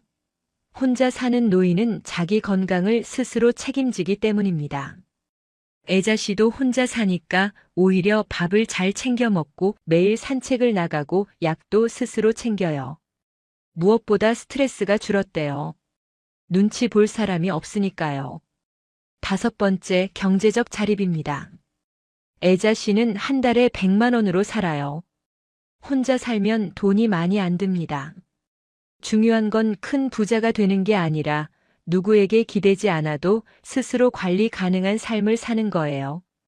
자식에게 손 벌리지 않아도 된다. 그게 얼마나 큰 자유인지 아시는 분은 아실 겁니다. 이 5가지가 혼자 사는 삶이 축복이 될 수 있는 이유예요. 하지만 여러분, 여기서 끝이 아닙니다. 혼자 산다고 해서 저절로 행복해지는 건 아니잖아요. 혼자 살면서도 행복하게, 당당하게, 만족하며 눈 감으려면 어떻게 살아야 할까요? 지금부터 그 방법 5가지를 말씀드리겠습니다. 애자 씨가 실제로 하고 있는 일들이에요. 첫 번째 방법은 건강한 모닝 루틴입니다. 애자 씨는 매일 아침 6시 반에 일어나요. 일어나자마자 50번 가볍게 제자리에서 뛰고 레몬물 한 잔을 마십니다. 그리고 창문을 열어 환기를 시켜요. 간단한 스트레칭을 10분 정도 합니다. 목을 돌리고 팔을 뻗고 허리를 천천히 굽혔다 폈다 하는 거예요. 그 다음 아침 식사를 합니다. 거창하지 않아요. 계란 한 알, 김치, 된장국, 현미밥 반 공기. 간단하지만 영양을 생각한 식사예요. 식사 후에는 커피를 마시며 창밖을 봅니다. 이 루틴이 하루를 시작하는 힘이 된대요. 여러분도 자신만의 모닝 루틴을 만들어 보세요. 꼭 거창할 필요 없습니다. 레몬물 한 잔 마시기, 창문 열기, 간단한 스트레칭, 그것만으로도 충분해요. 중요한 건 매일 같은 시간에 같은 순서로 하는 겁니다. 그 규칙성이 하루의 안정감을 준다고 해요. 2번째 방법은 혼자 먹어도 제대로 먹는 식사법입니다. 혼자 살면 밥을 대충 먹게 되잖아요. 라면으로 때우거나 빵으로 끼니를 넘기거나 아예 굶는 경우도 있고요. 하지만 애자 씨는 달라요. 혼자 먹어도 밥상을 차립니다. 간단하지만 제대로 차려요. 아침은 계란과 김치, 점심은 국과 반찬 2가지, 저녁은 생선이나 두부. 거창하지 않지만 단백질과 채소를 꼭 넣습니다. 그리고 중요한 게 하나 더 있대요. 밥을 먹을 때 TV를 끄는 거예요. 혼자 먹으니까 심심해서 TV를 켜놓게 되는데 그러면 음식 맛을 모른대요. 애자 씨는 TV를 끄고 조용히 밥을 먹습니다. 밥 한 술 한 술을 천천히 씹으며 먹는 거죠. 그러면 음식의 맛이 느껴진대요. 그리고 밥을 다 먹고 나면 이렇게 말한대요. 잘 먹었습니다. 혼자 있어도 감사를 표현하는 거예요. 여러분도 혼자 먹더라도 제대로 드세요. 그게 자신을 존중하는 첫 번째 방법입니다. 세 번째 방법은 감사일기 쓰기예요. 애자 씨는 매일 저녁 잠들기 전에 공책을 꺼낸대요. 그리고 오늘 하루 감사한 일 3가지를 씁니다. 거창한 게 아니에요. 오늘 날씨가 좋았다. 산책할 때 기분이 좋았다. 이웃집 할머니가 인사를 해줬다. 반가웠다. 저녁에 먹은 된장찌개가 맛있었다. 잘 끓였다. 이렇게 아주 작은 일들입니다. 처음에는 감사할 게 없다고 생각했대요. 하지만 매일 쓰다 보니 작은 것들이 보이기 시작했다고 합니다. 아침 햇살, 따뜻한 국물, 편한 잠자리. 당연하다고 생각했던 것들이 사실은 감사할 일이었던 거죠.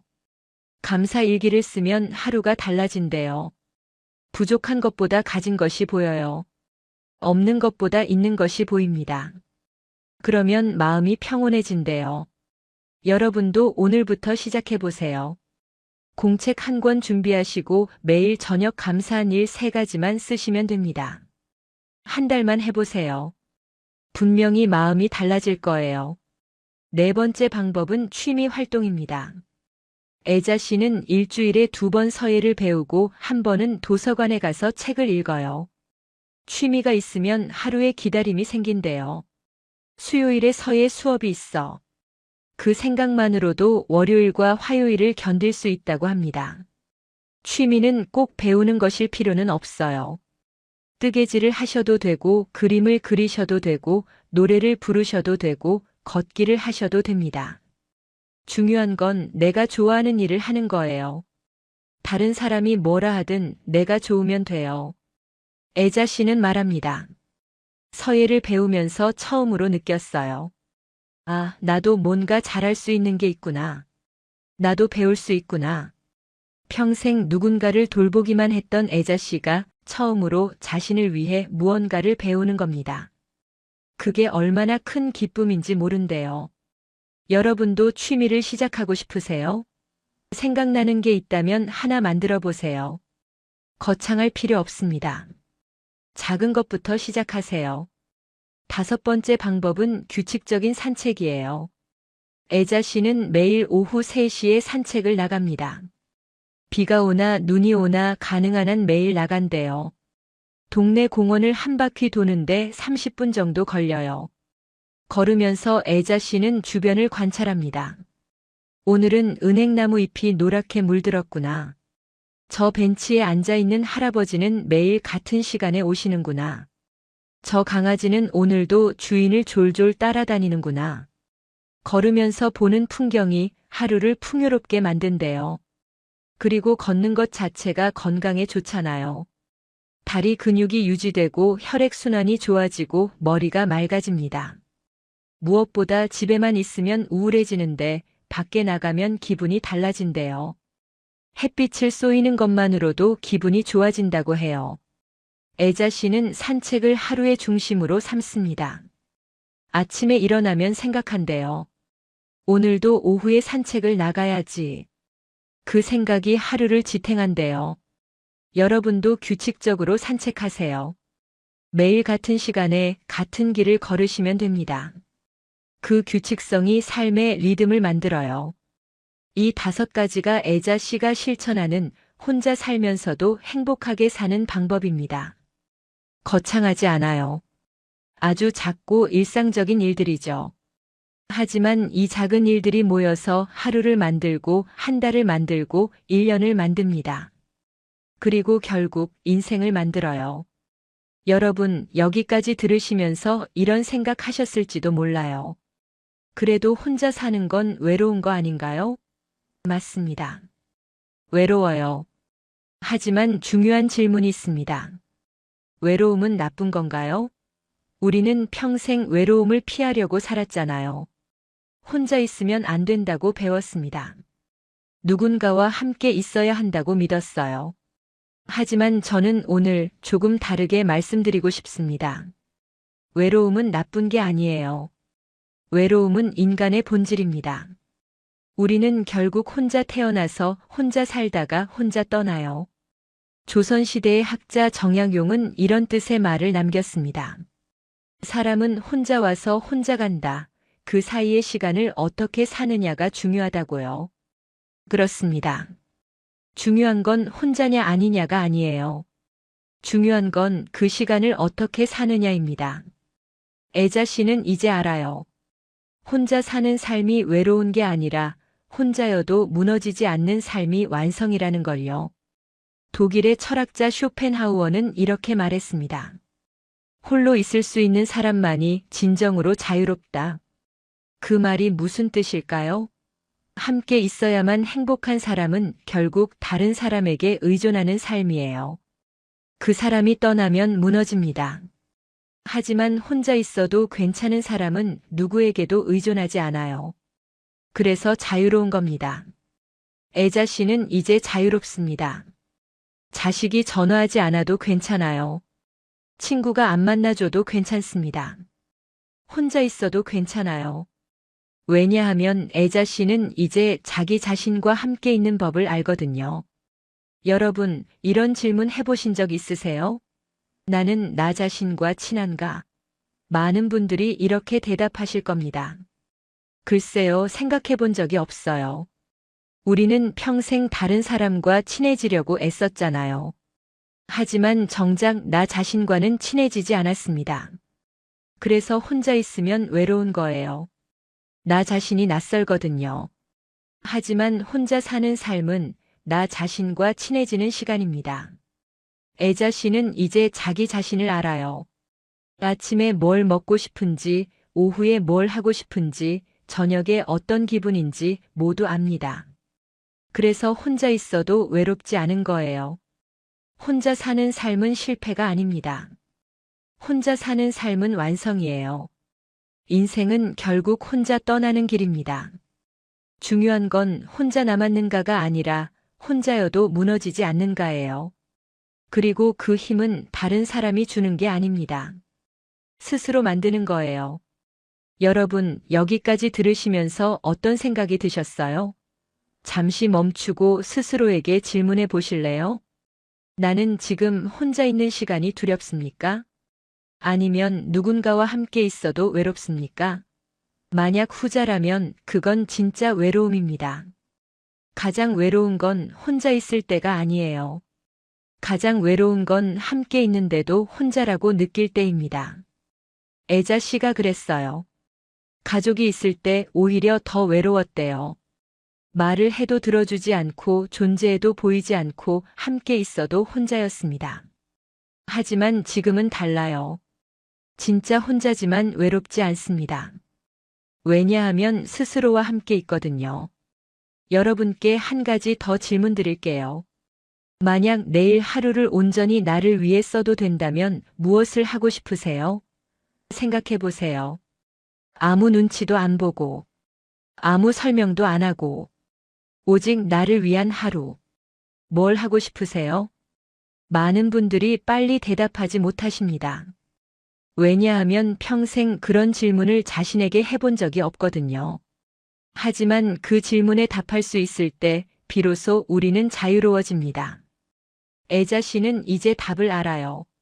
나는 아침에 천천히 커피를 마시고 오후에 책을 읽고 저녁에 공원을 산책하고 싶다. 아주 간단하죠? 하지만 그게 애자 씨의 행복입니다. 여러분의 답은 무엇인가요? 애자 씨는 요즘 이렇게 말합니다. 나는 이제 두렵지 않아요. 혼자 늙는 것도 혼자 떠나는 것도. 그 말을 들었을 때 저는 조금 놀랐어요. 왜 두렵지 않으세요? 애자 씨는 웃으며 말했습니다. 혼자 떠나는 게 아니라 내 인생을 다 살고 떠나는 거니까요. 그 말이 가슴에 남았어요. 우리는 흔히 이렇게 생각하잖아요. 혼자 늙고 혼자 떠나면 불쌍하다. 하지만 애자 씨는 다르게 생각합니다.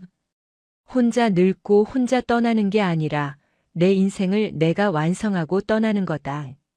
그 차이가 모든 걸 바꿔요. 인생은 결국 혼자 떠나는 길입니다. 누구도 함께 갈 수 없어요.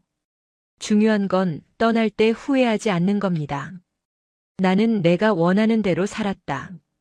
그 확신을 가지고 떠나는 것, 그게 인생의 완성이에요.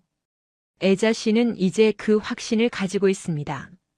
매일 아침 스스로 결정하고 스스로 살고 스스로 만족해요. 자식이 전화하지 않아도 괜찮습니다. 친구가 없어도 괜찮아요. 혼자여도 괜찮습니다. 왜냐하면 애자 씨는 이제 자기 인생의 주인이거든요. 여러분, 혼자 사는 노년은 실패가 아닙니다. 혼자 사는 노년은 당당하게 혼자 살다 스스로 만족하며 눈 감는 삶이에요. 그게 어쩌면 인생이 줄 수 있는 가장 큰 축복일지도 모릅니다. 우리는 평생 다른 사람을 위해 살았어요. 이제는 나를 위해 살아도 됩니다. 우리는 평생 누군가에게 필요한 사람이 되려고 애썼어요. 이제는 내가 나에게 필요한 사람이 되어도 됩니다. 혼자 산다는 건 버림받음이 아니에요. 혼자 산다는 건 선택입니다. 그리고 그 선택이 우리를 자유롭게 만들어요. 애자 씨는 말합니다. 나는 이제 행복해요. 정말로. 그 말이 거짓이 아니라는 걸 저는 압니다. 애자 씨의 얼굴에서 평온함이 보이거든요. 여러분도 그럴 수 있어요. 혼자 살아도 행복할 수 있습니다. 혼자 늙어도 당당할 수 있어요. 혼자 떠나도 후회하지 않을 수 있습니다. 중요한 건 지금부터예요. 지금부터 나를 위해 사는 겁니다. 지금부터 내가 원하는 대로 사는 거예요. 지금부터 혼자여도 무너지지 않는 나를 만드는 겁니다. 그게 노년의 진짜 행복이에요. 오늘 이야기를 마치면서 마지막으로 여러분께 질문드립니다. 여러분은 어떤 노년을 선택하고 싶으세요? 누군가에게 기대는 노년인가요? 아니면 스스로 서 있는 노년입니까? 함께 있어야만 괜찮은 노년인가요? 아니면 혼자 있어도 괜찮은 노년입니까? 답은 여러분이 정하시면 됩니다. 하지만 한 가지만 기억해 주세요. 혼자 사는 노년은 불행이 아니에요. 혼자 사는 노년은 자유입니다. 그리고 그 자유가 어쩌면 인생이 줄 수 있는 마지막 선물일지도 몰라요. 오늘 이야기가 여러분의 마음에 작은 평온을 드렸기를 바랍니다. 긴 시간 들어주셔서 감사해요. 여러분의 남은 인생이 당당하고 행복하기를 진심으로 바랍니다. 지금까지 황금 노후였습니다. 여러분 솔직하게 한번 생각해 보세요. 아무도 찾아오지 않는 날이 온다면 그날을 견딜 힘은 어디에서 나올까요? 병원도, 통장도, 가족도, 당장 나를 위로해주지 못하는 순간이 온다면요? 잠깐 생각해 보세요. 혼자 아픈 날 전화기는 조용하고, 집은 고요하고, 아무도 나를 찾지 않는 그날 말입니다. 그날을 어떻게 견디시겠습니까? 자식은 결국 떠납니다. 돈도 언젠가는 힘을 잃습니다. 건강은 아무리 관리해도 배신할 때가 옵니다. 이 말이 냉정하게 들리실 수도 있습니다. 하지만 이건 누구도 피할 수 없는 현실입니다. 자식들은 각자의 삶이 있습니다. 명절에 한 번 보고 전화 한 통 받으면 다행입니다. 돈은 있어도 아플 때 대신 아파주지 못합니다. 건강은 70 넘으면 누구나 어딘가 고장나기 시작합니다. 그렇다면 70대 이후 우리는 무엇을 준비해야 할까요? 오늘 이 시간에는 70대 이후 마지막까지 우리를 지켜줄 단 한 가지에 대해 이야기하려고 합니다. 이건 돈이 아닙니다. 자식도 아닙니다. 건강도 아닙니다. 그렇다면 무엇일까요? 지금 이 순간은 여러분의 인생을 바꿀 수도 있는 정말 소중한 시간입니다. 오늘 이야기를 끝까지 들으시면 그 답을 찾으실 수 있을 겁니다. 74세 박정호 씨의 이야기입니다. 박정호 씨는 가진 게 많은 편이었습니다. 자식도 둘 있고 둘 다 잘 살고 있습니다. 큰아들은 대기업 다니고 작은 딸은 공무원입니다. 돈도 있습니다. 연금도 나오고 저축도 좀 있고 집도 있습니다. 건강도 나쁘지 않았어요. 당뇨 있고 혈압 높긴 한데 관리는 하고 있었습니다. 객관적으로 보면 박정호 씨는 노후를 잘 준비한 사람입니다. 그런데 문제가 생겼습니다. 밤에 혼자 있을 때 불안했어요. 이유를 모르겠는데 그냥 불안했습니다. 낮에는 괜찮은데 밤만 되면 이상하게 허전했어요. 아픈 날은 더 심했습니다. 혼자 집에 누워 있으면 나는 왜 이렇게 허전하지? 라는 생각이 계속 들었습니다. 자식들한테 전화하고 싶었어요. 그런데 전화하면 뭐라고 할까요? 아빠 왜요? 어디 아프세요? 아프진 않은데 그냥 외로워서 전화했다고 할 순 없잖아요. 그래서 참았습니다. 통장도 봤어요. 돈은 있는데 이 돈이 나를 위로해 주진 않았습니다. 약도 먹었어요. 혈압약, 당뇨약 챙겨 먹었는데 이 허전함은 사라지지 않았습니다. 박정호 씨는 생각했습니다. 나는 왜 이럴까? 자식도 있고 돈도 있고 건강도 그럭저럭인데 왜 이렇게 불안하지? 그리고 어느 날 깨달았습니다. 아, 나는 혼자 있는 걸 못 견디는구나. 평생 누군가와 함께 살았는데 이제 혼자가 되니까 못 견디는구나. 박정호 씨의 문제가 뭐였을까요? 돈이 없어서? 아닙니다. 자식이 없어서? 아닙니다. 건강이 나빠서?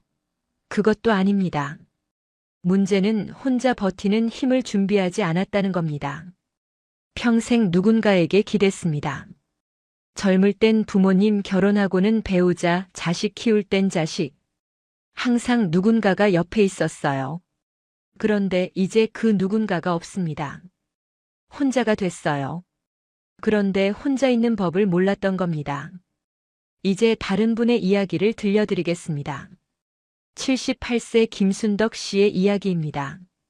김순덕 씨는 가진 게 많지 않았습니다. 자식은 하나 있는데 외국에 살아요. 1년에 한 번 볼까 말까 합니다. 돈도 많지 않습니다. 기초연금 받고 그걸로 생활합니다.